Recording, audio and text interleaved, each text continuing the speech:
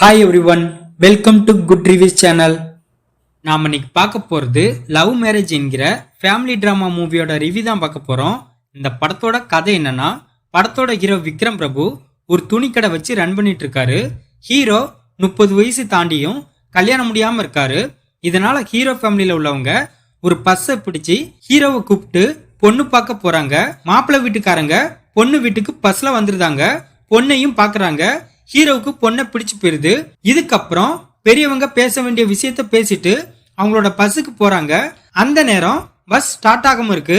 அது மட்டும் இல்லாம அந்த ஊரு சரியான பட்டிக்காடா இருக்கிறதுனால பஸ்ஸை ரிப்பேர் பண்ண 2 நாள் ஆகும்னு தெரிய வருது. இதனால மாப்பிள்ளை வீட்டுக்காரங்க பொண்ணு வீட்டுல தங்க வேண்டிய சூழ்நிலை ஏற்படுது. மாப்பிள்ளைக்கு பொண்ணை பிடிச்சிருந்தோம், பொண்ணுக்கு ஹீரோவை பிடிக்கல. அதுக்கு காரணம் பொண்ணு வேற ஒருத்தரை லவ் பண்றாங்க.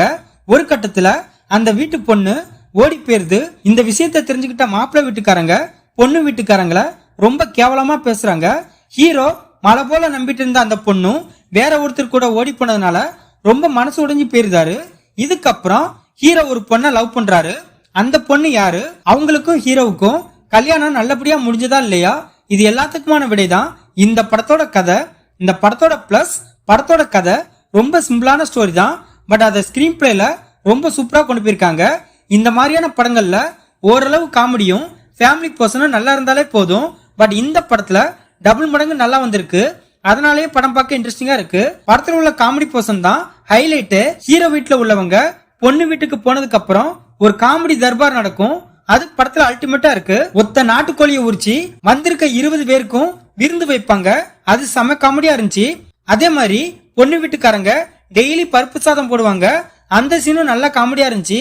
பொண்ணோட தாய் மாமன் கலகலன்னு ஏதாவது பேசுவாரு. அதெல்லாம் செம காமெடியா இருக்கு. படத்தோட ஹீரோ விக்ரம் பிரபு ஒரு நீட்டான பெர்ஃபார்மன்ஸ் வெளிப்படுத்திருக்காரு.